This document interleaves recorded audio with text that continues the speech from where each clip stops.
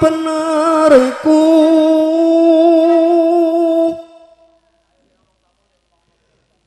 sayaktine apantos diniru najan metu saking wong sutra pepegi yen bener anggone muruk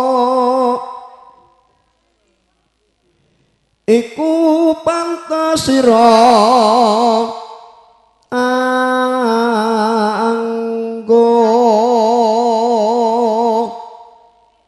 joglo winangun etipeni adamel reseping pandulu.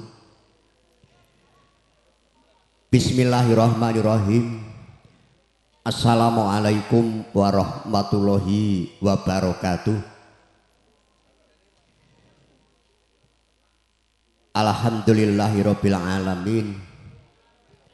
Wassalatu wassalamu ala asrofil mursalin Sayyidina wa maulana Muhammadin wa ala alihi washabihi ajmain. Kula nuwun panjenenganipun para piramuh kakung putri minulya, para sepuh aji sepuh kasepuhan ingkang tuhu tansah kula bekteni, lumeberipun para kadang werda muda tumaruna ingkang sanget kula tresnani, linangkung brayatgung panjenengane Bapa Dalhari Ibu Siti Khairiyah saking Wonosamudra kaleresami bawah Boyolali. Kula piniji panjenenganipun Bapak Supardi Brayat kinen nderekaken lumadining rutacara hadeking wisuda krama nyasana wonten ing padukuhan Sampangan RT 21 RW 3 Jiwangi Boyolali. Noniji Nimas Ayu Miranti Adi Pratiwi. Alhamdulillah kala enjang kirang langkung tabo 8 Nuswantara iring kilen. Sampun sembodo anglampahi ijab kabul nut syariating agami Islam menapa dening pradadaning pamarentah akalian Den Bagus Mustofa Khairul Anam. Putranipun Bapak Dalhari Ibu Siti Khairiyah tungguli saking kaluwarga badhe kalajengaken tumapaing upacara adat Jawi dauping Sriat Mojo pinanganten. Kinarya pambukane ngatur monggo kanthi lenggah prayogi sesareng kula dherekaken ngojakaken syukur ing ngarsanipun Gusti ingkang Maha Agung pinaka sumber-sumbering agesang Allah Subhanahu wa taala ingkang tansah paring rahmat hidayah lan inayah dumateng panjenengan kula kacihna ing rikalenggahan saged nyawiji wonten ing sasana wiwaha kanthi kebaing kabingahan. Wontene lumadening adicara ingkang kapisan wontene adicara ingkang kaping kalih ingkang kapisan pambuka ingkang angka kalih badhe lenggahipun Sang Pinuhargya manten putri Minimas Ayu Miranti Adi Pratiwi saking Sono Busana Lenggah madyaning Sono Pinajang. Kelajenganipun kiraping kembar mayang kayu klebu Dewa Ndaru Jaya Ndaru. Pinarya njangkepi rutacara dauping pinanganten piniji kinen angasta wujuding kembar mayang panjenenganipun kadang kula Mas Gunawan Sarimbit Ibu Habibah atur pangandika pasrah saking keluarga ageng Bapa Dalhari Ibu Siti Khairiyah. Ing mangke kinarya sulih ben atur kinurmatan panjenengane Bapa Sulhadi. Atur pangandikan daya-daya katampi Bapak Supardi Sarimbit piniji kinarya sulihipun atur panjenengane Bapak Harsono. Kalajengaken dawuh ping Sirat Maja Pinanganten karigenaken Sanggaryas Lutfi Rias. Leresipun sakwetanipun jembatan layang mergi badhe wonten ing Kedungombo. Panjenenganipun Mbak Lutfi Sinengkuyung Ember jenengmu rek apik men. Ember Audio Sound System. Kok kemusu ya Mas? Oh Klego. Wah ya maaf wong ngeleh yo klara-kleru kok Mas. Saking Klego nderekaken mangke gelaripun para kadang kula Madukara Music pimpinanipun kadang kula wong Racetha Har. Bibar dawuh ping pinanganten mangke nyuwun waosan doa hastungkara limrahipun pandonga punar panjenenganipun kadang kula Ustadz Muhammad Jainuri. Kinurmatan panjenenganipun Ibu Kusnanto, Ibu RT, monggo lung-lungan rasa kalih juru rias umpami Mas nganten putri sampun rampung dipun kanthi lumarap lenggah wonten ing sasana pinajang. Monggo bukus Bu RT. Ana wanita ya alon-alon bukus Bu RT. Tindak mriki Mas nganten dipun kanthi Hendang Sulistya ing warni. Monggo kang kayuyung rasa tresna miranti Adi Pratiwi arane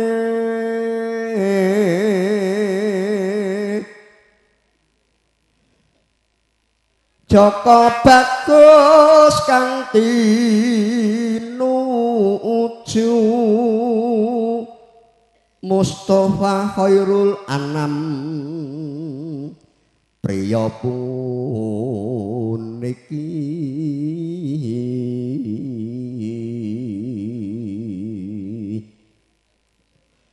ketaman lara asmara welas asih kang satu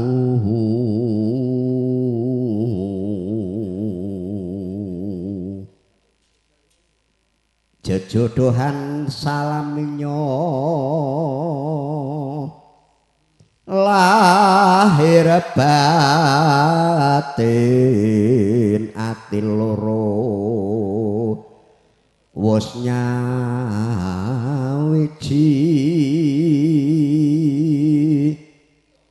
mukti mulya tumeka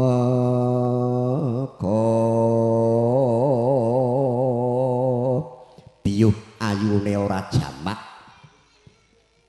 ora mantra minarti Adi Pratiwi dasar wanita indah sulistya ing warni nganggo busana apa wae patut abang patut putih patut ijo kuning patut bareng ngagem busana asarwa kresna membane prameswari raja wah saya tambah patut muraya raneh nek enek jejaka saka ngendi mau wana samudra wong ngeleh ki ya lalinan ya gupuh-gupuh nandang asmara panjenengane Mas Mustafa Khairul Anam panjenenganipun para rawuh sampun wonten dawuh wahyane mangsa kala prastawa badhe dawuh ping Sirat Maja Pinanganten ingkang menika dhumateng Mas Gun Nawan kalian Mbak Habibah monggo tindak mriki panjenengan piniji ngasta kembar mayang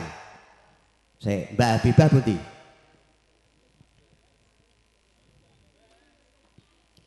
Mbak Habibah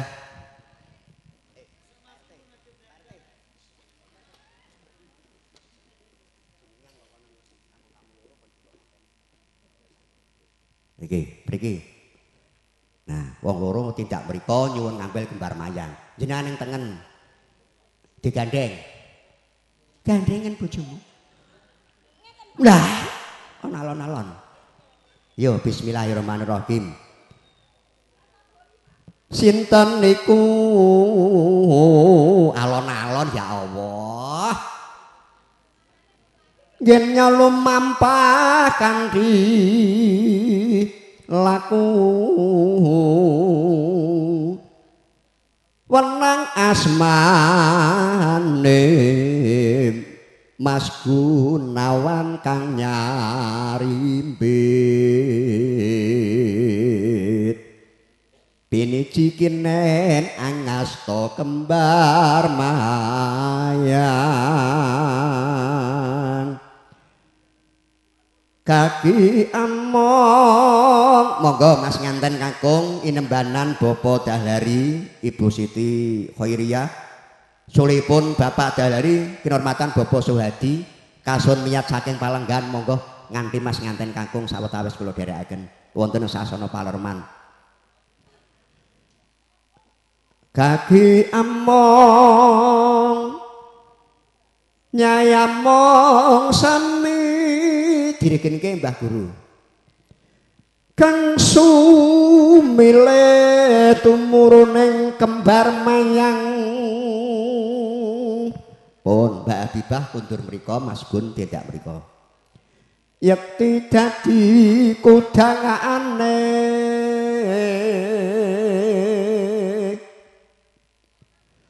supaya atut runtut miwit daup nganti hing bencing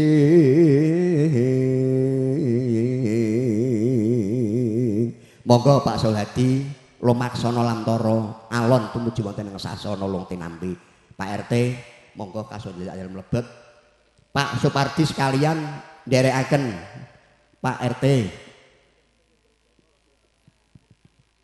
rukun namanggih mulya ngantos darbe turun kakung putri mung sadremi mrih sembada kang angka mung kalih amangun kula warga prayagung piniji Bapak Sohadi amimba apengawak Bapak Dahlari saringgit kinarya sulehipun atur madyaning pangandikan pasrah sang pinohargya pinanganten kendel yen jam lumaksana panjenenganipun Bapak Sohadi kelajenganipun atur pangandikan saking Bapak Dahlari kinurmatan Bapak Sohadi sasana miyang Pandayawara kasumanggaaken.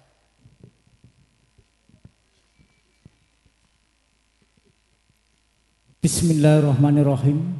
Assalamualaikum warahmatullahi wabarakatuh. Innal hamdalillah assalatu wassalamu ala Rasulillah la haula wala quwata illa billah amma ba'd. Nuwun ngarsanipun sesepuh pini sepuh aji sepuh miwah kasepuhan ingkang lebda ing pitutur pana ing pamawas ingkang hangkung mestuti mring moyaning kautaman ingkang pantes pinundi. Ngarsanipun para alim, para ulama, para kiai mbah guru ngaji. Ingkang rita lan radi tansah sumandhing kitab suci wayuning Ilahi. Pinangka panuntun manembah saking kiblat ingkang sadoho kinabekten. Para winasis, para nimpuna, para sarjana, sujana, sujananing budi. Ingkang sampun wenang nampi wayuning kasucapan, ingkang saduhu bagya mulya. Pangembating praja satriyaning negari, minangka pengayawaning kaudasih, dalah kegundaling adil, ingkang sinupa ing pakurmatan. Ugi prayat ageng Baraya Wirawiyata, Baraya Wiratamtama, para purnakarya labuting braja ingkang mahampek luhuring dharma. Kudu dumateng ngarsanipun Papa Supardi. miwah keluarga agung ingkang dahat Suko Basuki ingkang satuhu minulya ing budi ngarsanipun pinalenggah kakung Sumawana Putri ingkang satuhu kula hormati rinengga puja lan puji satata ingkang linambaran raos sabar narima ikhlas dumadi Kang KSD awit berkah nikmat ngarsanipun Gusti Ilahi Robbi katiti wonten ari kelangan punika kita saged makempal manunggal kanthi karharjan katentreman miwah kabagas warasan sholawat salam kita tansah kunjuk wonten ngarsanipun Nabi Agung Muhammad sallallahu alaihi wasallam awit panjenenganipun minangka mustekaning jagat ingkang paring pepadang margine gesang awit alam jaliyah tumuju alam keimanan kepareng matur wonten jingandika sami sinaosa kirang tata duka prayoga satonyaning tata trepsila ing reh supa sita basa tuwin sastra nuhoni pamundhutipun jejering sang pambiyawara inggih sang winasi sing basa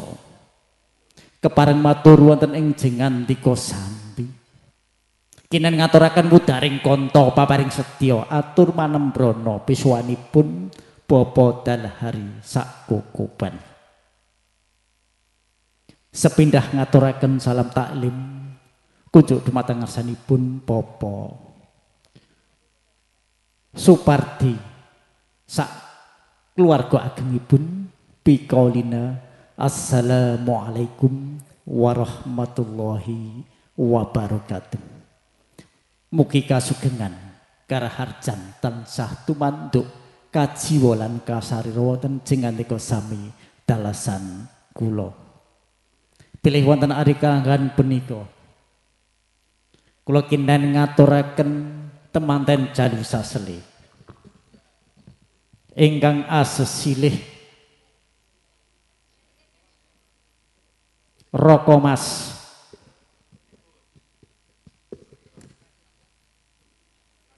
Mustafa Khairul Anam pilih wonten ari kelanggahan punika kanthi wausan bismillahirrahmanirrahim anak Mas Bagus Khairul Anam kula pasrahaken kunjuk dumateng ngarsanipun Bapa Supardi borong anggenipun paring panggulawentah panata tataning dumadi amrih rahayu kang tinemu Basuki Kang KSD lan wonten ari kalenggahan pina atur winenga kunjuk dumateng ngarsanipun keluarga agung Bapa Supardi pilih anak Mas Mustafa Khairul Anam menika ing mbok bilih kadulu menika sampun dewasa ananging ing mbok bilih pinemunipun wonten ing bebrayan agung menika taksih timur sanget pramila ing mbok bilih wonten ing mriki panjenengan mugi kepareng-paring panggulawentah panata tataning dumadi amrih rahayu kang tinemu Basuki Kang KSD boten nalisir saking pageraning agami miwah tata susila ingkang sampun lumadi wonten ing mriki tentunipun suwanipun Bapa Dalhari ing mbok bilih kaduru pancen menika saking wana samudra Pak wana menika alas samudra menika amba dados sowanipun saking piyayi utawa wong tengah alas pramila anggenipun ngagem rasukan lan sak panunggalanipun menika kadulutan sah saru mboten hanuju prana kaliyan tata susila ingkang sampun lumadi wonten ing mriki lan sowanipun Bapa Dalhari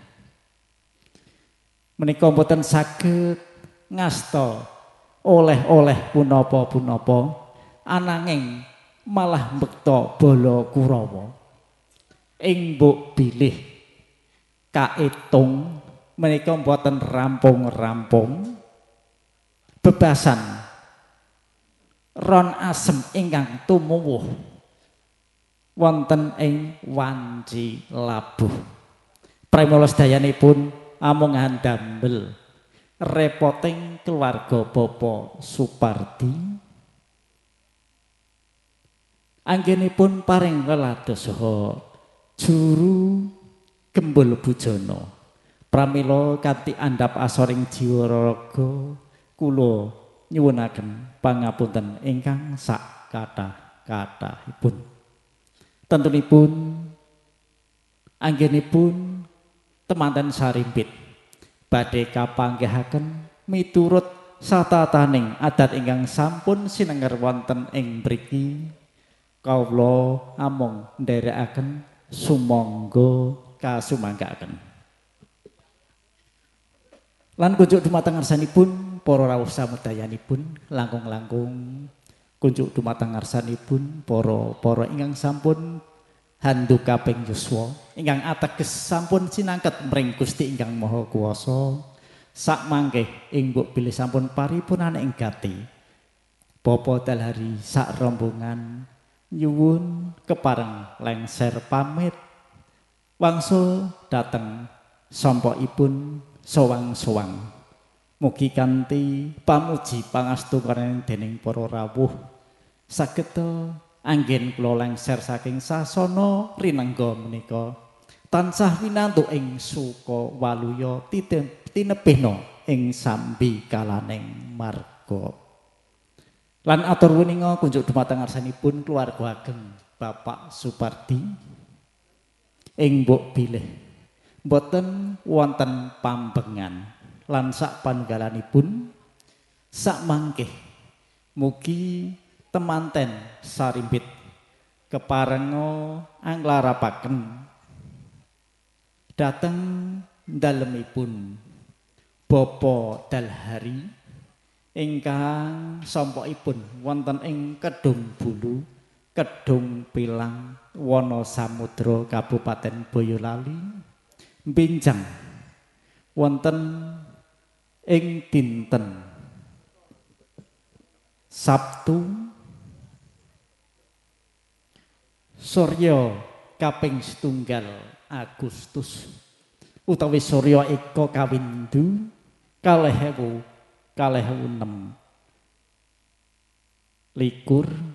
wonten ing Kedung Bulu Wonosamudra kirang langkung mugi kepareng anggrahaken wonten ing tabuh sanga awit sakmangke saking keluarga Bapak Dalhari badhe nyuwun berkah pangestu dumateng sanak kadang wonten ing RT mrika makaten ingkang saged kula aturaken tentunipun anggen kula matur kirang kaduk kirang ruruh awet kirang anggen kula ngangsu kawruh saking para pinasis para nimpuna para sarjana kanthi andhap asoring jiwa raga saha lega legahe manas sak ngadhaping pratala kula nyuwun agunging pangaksama akhir kalam wassalamualaikum warahmatullahi wabarakatuh. Waalaikumsalam warahmatullahi wabarakatuh.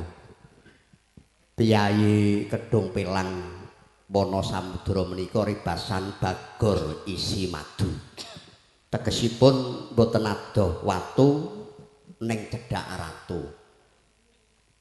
Mirengaken ngedikanipun Prayagung Piniji Bapak Sulhadi Piyai sampun pono ing reh mula ngendika sak ngedikane ya andodot rasa. Sembah nuwun Bapak Sulhadi mugi tansah pinaringan seger bagas kewarasan.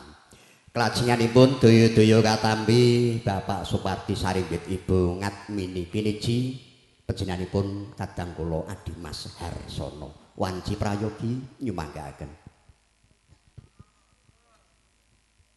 Assalamualaikum warahmatullahi wabarakatuh. Bismillahirrahmanirrahim. Alhamdulillahirabbil alamin. Asyhadu an la ilaha illallah wahdahu la syarikalah wa asyhadu anna Muhammadan abduhu wa rasuluh. Allahumma sholli ala sayyidina Muhammad wa ala ali sayyidina Muhammad. La haula wa la quwata illa billah. Amma ba'da. Katur dumateng panjenenganipun para pinisepuh, sesepuh, aji sepuh ingkang tansah satuhu dadi kinurmatan. Dumateng para alim ulama, para pepundhen priagung, para pangemban-pangembatring praja sadraning negari ingkang tansah satuhu kawula bekteni.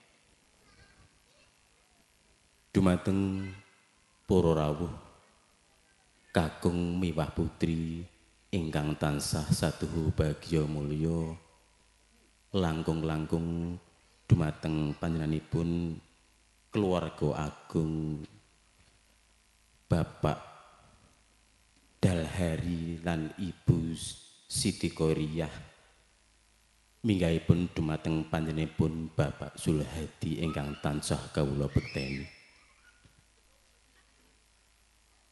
Kawula minangka sulih sarira sang panjenenganipun kadang sepuh kula panjenenganipun Bapak Supardi lan Ibu Ngatmini kapurih hanampi atur pasrah saking panjenenganipun keluarga ageng Bapak Dalhari lan Ibu Siti Qoriyah. Ingkang sepindah kawula ngaturaken sugeng rawuh dumateng panjenengan sedaya lan ugi agunging panuwun ingkang tanpa upami awit kerawuhan panjenengan wonten ing pawibahan nika. Hananging saderengipun sumangga tansah kula dherekaken ngaturaken raos puja lan puji syukur wonten ngarsanipun Gusti ingkang Maha Agung, panjenenganipun Allah Subhanahu wa taala ingkang sampun paring sedaya rahmat lan ugi nikmat dumateng kula lan panjenengan sami satemah wonten ing pahargyan menika kita tansah wilujeng boten wonten alangan setunggal rupita punapa. Sholawat miwah salam tansah kita aturaken wonten ngarsanipun Nabi Agung Muhammad sallallahu alaihi wasallam ingkang tansah dados panutan kula lan panjenengan sami. Mugi kita sedaya tansah pikantuk sahabatipun benjing wonten ing yaumul akhir, amin ya rabbal alamin. Dumateng para pinisepuh, sesepuh, aji sepuh, para rawuh kagung sumapun putri ingkang tansah satuhi kinurmatan, hananggapi punapa ingkang dados atur pasrah saking keluarga Bapak Dalhari lan Ibu Siti Qoriyah lumantar panjenenganipun Bapak Zulhadi ingkang sampun dipurwakani kanthi atur salam taklim wonten ing titih parihagyan menika kula tampi kanthi waosan Waalaikumsalam warahmatullahi wabarakatuh. Salajengipun anggenipun keluarga ageng Bapak Dalhari lan Ibu Siti Qoriyah lumantar panjenenganipun Bapak Zulhadi hamasrahaken calon pinanganten kakung lan ugi sedaya upa rampi minangka syarat sarana anggenipun bebesanan ingkang sampun kaaturaken sedaya wau kula tampi kali asta kekalih lan bingahing manah lan ugi anggenipun calon pinanganten kakung menawi sampun jangkep wedalipun badhe enggal kawiwaha lan ugi badhe kagula wentah kaasih lagi kaasuh kanthi sae miturut agami adat lan budaya ingkang lumampah wonten ing tlatah Sampangan Juwangi menika. Salajengipun panjenenganipun Bapak Supardi ugi ngaturaken sugeng pinaraan, sugeng lelenggahan sinambi hamirsani lan ugi dedaharan ingkang samangke badhe dipun aturaken dumateng saking pramuladi kanthi sekeca ngantos dumugi paripurnaning adicara. Ewadene sasampunipun paripurna adicara panjenenganipun keluarga Bapak Dalhari lan Ibu Siti Koiriyah badhe nyuwun pamit lumangser saking sasana pawiwahan. Panjenenganipun Bapak Supardi lan Ibu Ngatmini mboten kuwawa matur punapa ananging tansah ngaturaken sugeng kondur lan ugi kairing panduru donga mugi lampah panjenengan sedaya awit saking sasana pawiwahan nika ngantos dumugi dalem suwang-suwang tansah pinanggih kawilujengan kanthi rahayu sedayanipun. Lan ugi anggenipun panjenenganipun Bapak Dalharani lan Bu Siti Koiriyah panjenenganipun Bapak Supardi lan Ibu Ngatmini ugi badhe insyaallah badhe hanglarapaken pinanganten kekalih wonten ing Wonosamudra punapa ingkang dados undanganipun panjenenganipun Bapak Dalhari lan Ibu Siti Koiriyah. Mugi-mugi punapa ingkang dados wonten ing pawiwahan menika anggenipun panjenenganipun Bapak Supardi hangwiwaha putran piternipun ingkang nami Miranti Adi Pratiwi ingkang badhe kajatukrami dumateng panjenenganipun Bagus Mustofa Koirul Anam kanthi paseksen lan pandurunga pandurudonga panjenengan sedaya tansah anggenipun badhe bebrayan enggal tansah kepanggih margi kautaman tumuju dumateng keluarga ingkang sakinah mawaddah lan warahmah.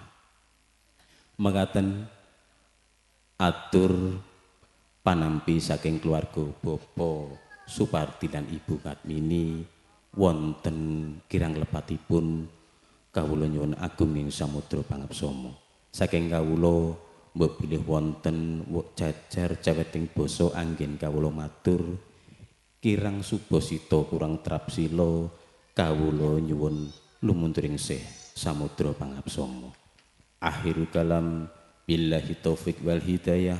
Wassalamualaikum warahmatullahi wabarakatuh. Waalaikumsalam warahmatullahi wabarakatuh. Kekalihnya sami atangkep asta. Nggih. Monggo Pak Pardi karo Ibu nyaket Mas nganten putri. Nah. Para rawuh nyadong tambahing donga pangestu wahyane mangsa kala prastawa dawuhing sirat maja pinanganten. Mas Mustofa diniati ibadah ya Mas, mergo ijab kabul kuwi nderek sunai Kanjeng Nabi. Bismillah diwaos, muga-muga panjenengan entuk ridhanipun Allah anggarwa putri Sampangan.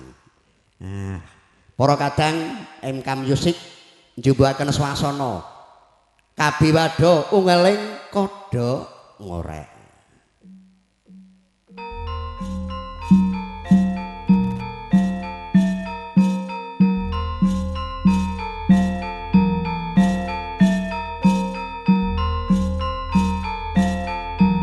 Monggo alon-alon Mas.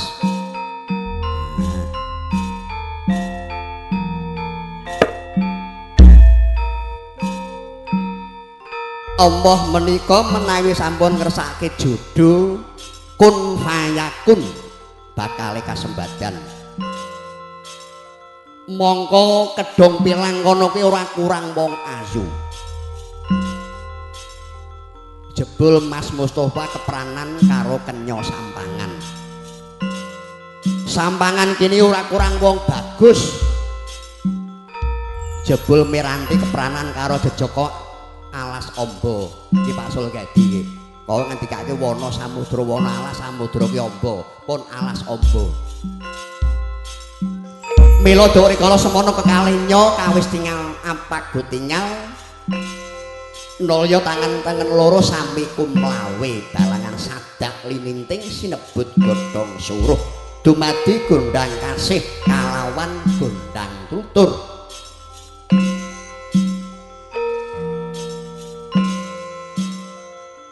kalajeng Mas Ayu anjawat astani kang kakung atur pangandikan sugeng rawuh Kang Mas ing kono ketinggalane Mas Ayu miranti Adi Pratiwi sumengkem ring papadane kakung ngetokke bektine garwa marang guru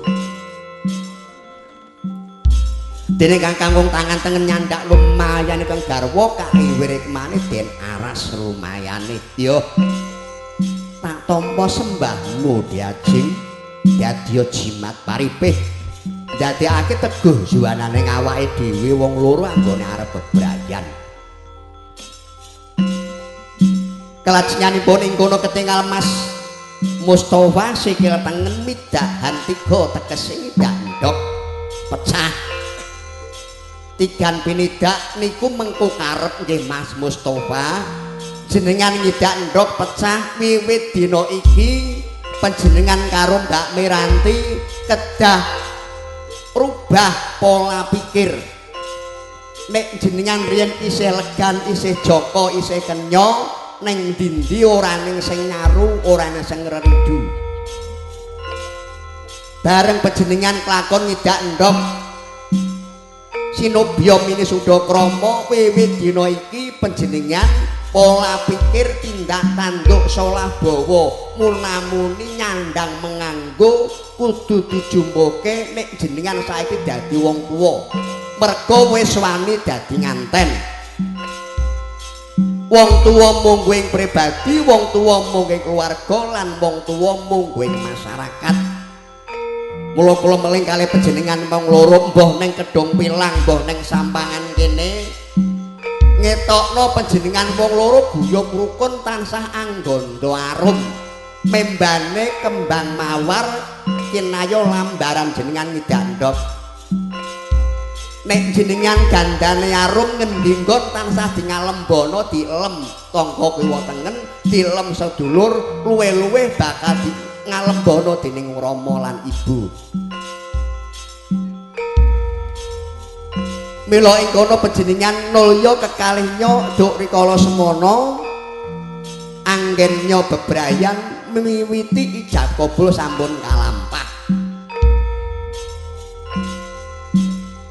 panjenenganipun para piramuh nuhoni ngendikanipun para winasis para sarjana para sujana para pinter pawone kuwalik kuwi madhepe diwalik madhep nah omahe madhepe ngendi lah ngono kok ndak disengeni Pak Sulhadi kleru ditata sing sapa duwe gawe mantu kapisan apa dening Kang Muragil adaan ana tembung bubak kawah tumplak bunjen ya tumplak bunjen ya bubak kawah ing wanci kalodhangan meniki panjenengane Pak Supartin tapi bubak kawah tegese miwiti ngrabekke anak wadon nganti-ati aja nganti kendhile kuwi nggoling ditata sing kepenak ayo Mas Mustofa garwane dijak ngubengi pawon kuwi dituntun diati-ati nek cara kene kuwi ping 15 Mas nek cara kono mbah ayo kembar mayange melu mubeng Pak Parti ora usah melu berkahi wae hati-hati Mbah Habibah ning arep ngene yo Mas jenengan wong omah-omah nulata kaya pawon kuwi mesti eneng dandang kendhil kekep tampah tepas pirus kayu obong sak piturute kuwi membane wong omah-omah duwe genepe wong omah-omah ya kudu eneng meja kursi, eneng tempat tidur, eneng lemari sak pituruti. Membane kaya pawon kuwi. Hati-hati Mas. Ayo Min, kekepe dibuka. Mas Mustofa kayune disebeske. Nek pengen mak bles ya engko bengi. Iki bles ngene sithik gawi. Mubeng meneh Mas. Lagi ping pisan berarti kurang 14. Kuwi mung pasemon ya Mas. Tak wardini ya Mas. Sing paling penting kuwi eneng kayu Mas. Kayu kuwi kayu obong. Kuwi membane wong urip kuwi kudu urup. Mas Mustofa saiki dadi pimpinan rumah tangga, kepala keluarga. Ngendikanipun guru ngaji Mbah Yai Nuri, Arijalu Qawwamuna 'alan nisa. Dadi pimpinan sing tanggung jawab, ya tanggung jawab lahir, ya tanggung jawab batin. Mula kayu kuwi nek ora disumet ora bakal urup. Tegese jenengan wiwit dina iki kudu semangat piye carane. Mula kewajibane jenengan ya Mas. Wong lanang kuwi bojo kuwi kewajibanmu nggonono ngolimo Mas. Wong lanang kepala kewajibe siji kudu ngayomi. Nomor loro kudu ngayemi, nomor 3 kudu ngayani, nomor 4 kudu ngomahi, nomor 5 kudu nyembadani sakabehane. Ditepas Mas, ditepas sing tenan. Nah. Wah, ya Mas Mustofa iki ya pantes mendodok karo nepasi ngene ya. Lah kuwi eneng pari Mas. Pari kuwi nek cara wayangan Dewi ning pangan sang Batari Sri. Kula meling ya Mas Mustofa. Piye carane ngomah kuwi aja ngantek kekurangan pangan. Mula sanggitane Mas, nek garwane jenengan kuwi ngeleh, piye carane kudu kecukupan pangan. Nek garwane jenengan kuwi lara ndang ditambahke. Nek garwane jenengan kepanasan digolek nggon kanggo ngiyup. Nek garwane jenengan ketok merengut digoleki piye carane iso nyekel dhuwit. Lah wekasane ya Mas, nek ketoke bojomu ki kok kanyepen ndang dikemuli dikemuli. Ora mung dikemuli Mas. Ngono kuwi. Kuwi kewajibane wong kepala keluarga. Semantun ugi Mbak Miranti panjenengan duwe watak kaya kekep. Kekep kuwi tutup. Dadi garwa sing salehah, bojo sing nyenengke atine wong lanang. Aja seneng ndeder wirang, aja mbukak watining bojo. Eneng kekurangane Mas Mustofa jenengan cukup sing ngerti. Nek sesuk kuwi ning warung ditakoni Mbak Miranti, dek bengi Mas Mustofa jos ora sak crita. Nyimpen wadine wong lanang. Kula meling karo jenengan ya Mas. Iki eneng gedang raja ning ijik enom. Gedang raja ki nek wis mateng warnane kuning Mas. Disawang kuwi manis. Kula meling karo jenengan ya Mas. Duwe watak kaya gedang iki. Wong kuwi sing nyenengke, sing manis, kulatan sing padhang. Aja gampang merengut. Gedang raja iki nek dionceki legi. Kula meling karo jenengan duwe watak kaya gedang raja iki legi. Ngendika sak ngendikane sing ati-ati aja nyelekit. Kuwi membane gedang raja. Gedang raja kuwi saya tuwa, saya ndingkluk. Kuwi karepe panjenengan najan to wis dadi somahan, dadi bojo, dadi kepala keluarga, aja demen golek menangi dhewe. Piye carane ana rembug dirembug kaya gedang raja iki. Panjenengan saya akeh ngilmune, saya akeh nindakake kewajibane, saya lerem penggalihe membane gedang raja iki. Iki eneng gadhok ringin Mas. Ringin kuwi pengayoman. Kula meling karo Mas Mustofa dadi pengayoman sing nggawe ayeming bojo.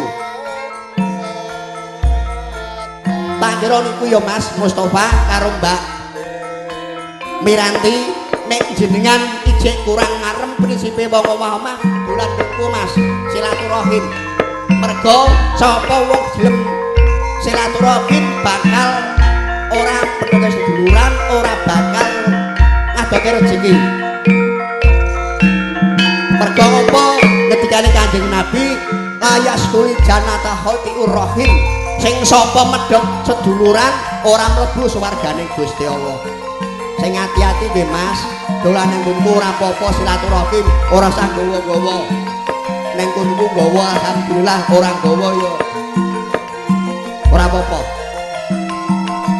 Panjenenganipun para pirawu kagem putri minulya mekaten lampahing rupa acara wigati sampun paripurna wiwit karana berkah panjenengan dika sami.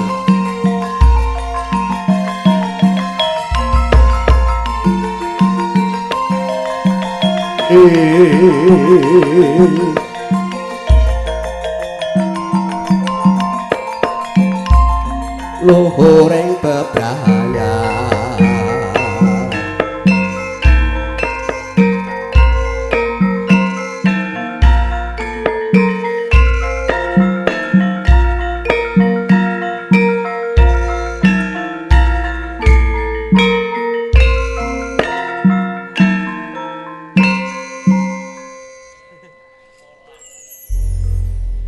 Alhamdulillahirabbil alamin lulus raharja Widodo kalising sambi kala